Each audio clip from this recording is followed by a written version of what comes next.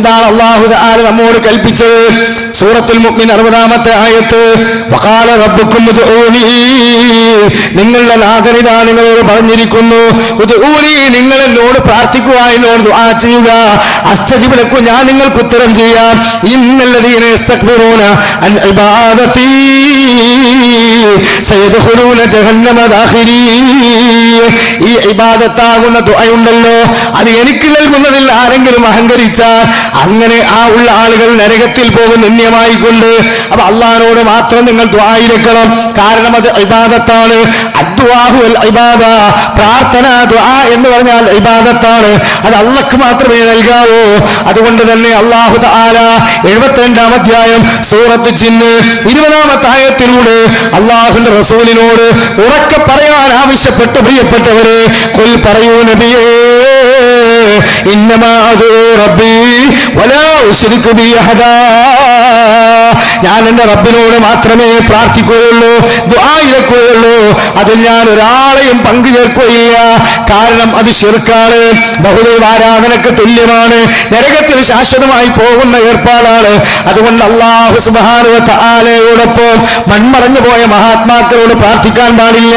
സഹോദരങ്ങളെ, ജീവിച്ചിരിക്കുന്ന ഒരു ജിന്നിനോടായാലും പ്രാർത്ഥിക്കാൻ പാടില്ല. അത് മുസ്ലിം ജിന്നായാലും കാഫിർ ജിന്നായാലും ശിർക്ക് തന്നെയാണ്. മലക്കിനോട് ദുആ ചെയ്താലും ശിർക്ക് തന്നെയാണ്. പ്രിയപ്പെട്ടവരെ, അതുപോലെ ജീവിച്ചിരിക്കുന്ന ഒരു സിദ്ധനോട്, ബാബയോട്, അമ്മയോട്, ആരോട് ദുആ ചെയ്താലും ശിർക്കാണ്. ആ അർത്ഥത്തിലുള്ള ഇസ്തിഹാസ നിർവഹിച്ചാലും അത് പച്ചയായ ശിർക്ക് തന്നെയാണ്. അത് പുഴയിലായാലും ശിർക്ക്, തോട്ടിലായാലും ശിർക്ക്, കുളത്തിലായാലും ശിർക്ക്, കടലിലായാലും ശിർക്ക്, വിമാനത്തിലായാലും ശിർക്ക്, ആട്ടുതൊട്ടിലിൽ ഭക്ഷണം കഴിച്ച് ആടിപ്പാടി നല്ല സമാധാനത്തിലായാലും ആ ദുആ അല്ലാത്തവർ നടത്തിയാൽ ശിർക്ക് തന്നെയാണ്. അതിനാൽ ഇന്നിവിടെ യഥാർത്ഥത്തിൽ അള്ളാഹുവിന്റെ റസൂലിനെ വിളിച്ചുകൊണ്ട് തേടുന്ന ഈ മൗലിദിലൂടെ പ്രാർത്ഥിക്കുന്ന വരികൾ നമ്മൾ കാണുന്നില്ലേ? യാ സയ്യിദി യാ റസൂലല്ലാഹി ഖുദ് ബിയദി മാലി സിവാക വലാ അൽവി ഇലാഹി. യാ സയ്യിദി, എന്റെ നേതാവായ നബിയേ, യാ സനദി, എന്റെ അവലംബമേ, ഖുദ് ബിയദി, എന്റെ കൈപിടിക്കണേ റസൂലേ, മാലി സിവാക വലാ അൽവി ഇലാഹി, എനിക്ക് നിങ്ങളല്ലാതെ മറ്റാരുമില്ല, ഞാൻ മറ്റൊരാളിലേക്കും തിരിയുന്നുമില്ല. അല്ലോ, കൃത്യമായി റസൂലിനെ വിളിച്ചുകൊണ്ട് തേടുകയാണ്. മാത്രമല്ല റസൂലുള്ളാഹി സ്വല്ലല്ലാഹു അലൈഹി വസല്ലം പറയുന്നു, ഇർതഖബതു അലൽ ഖത ഗൈറ ഹസ്രിൻ ബഅദ ലക അഷ്കു ഫീഹി യാ സയ്യിദി ഖൈറൻ നബി.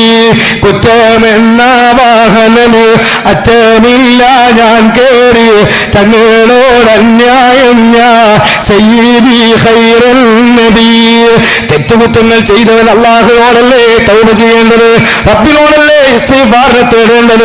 അത് അല്ലാഹു പഠിപ്പിച്ചതല്ലേ, റസൂലുള്ള പഠിപ്പിച്ചതല്ലേ. എന്നാൽ ഈ റസൂലിന്റെ പേരിൽ പിൽക്കാലത്ത് സഹാബത്തോ താബിഈനോ തബഉ താബിഈങ്ങളോ ഇമാമുകളോ പഠിപ്പിക്കാത്ത പഴച്ച വിശ്വാസമാണ്. ഇത് നമ്മൾ കൈയൊഴിക്കണം സഹോദരങ്ങളെ.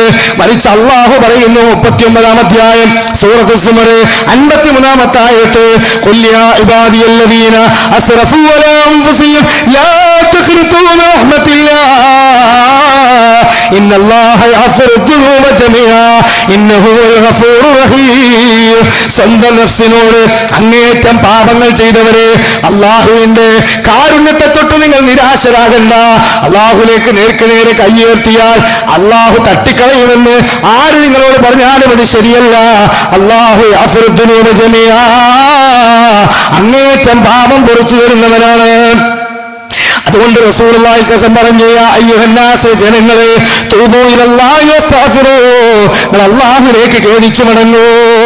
ഇങ്ങനെ കൃത്യമായി പ്രഖ്യാപിച്ച പഠിപ്പിച്ച തൗഹീദിന്റെ ദശവാഹകനായ ആ മഹാനായ റസൂലുള്ളാഹി സ്വല്ലല്ലാഹു അലൈഹി വസല്ലമയെ വിളിച്ചു തേടുന്ന വരികൾ നമുക്ക് കാണാൻ കഴിയും. പ്രവാചക സ്നേഹത്തിന്റെ പേരിൽ ഇത് ശരിയാണോ മുസ്ലിംകളെ?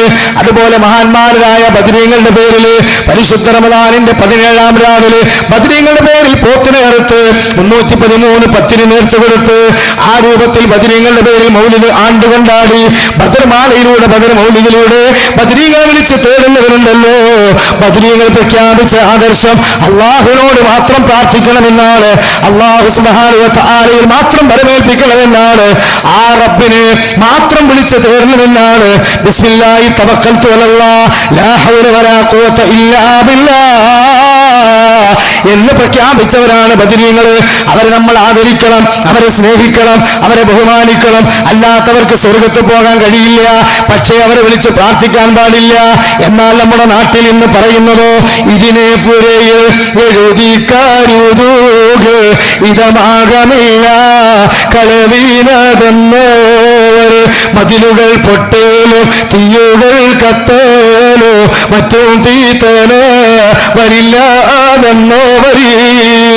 ബദരീങ്ങളുടെ പേര് എഴുതി വെച്ചിച്ച് അവരെ തവക്കുലാക്കി വീട്ടിൽ നിന്ന് ഹജ്ജിന് പോയാലോ യാത്ര പോയാലോ കച്ചവട ആവശ്യം പോയാലോ വീട്ടിലൊരു തീപിടുത്തമോ അപകടമോ മോഷണമോ ഒരു പ്രയാസവും ഉണ്ടാവില്ല. സഹോദരാ, ഇത് അല്ലാഹുവിനെ മനസ്സിലാക്കാത്തതല്ലേ?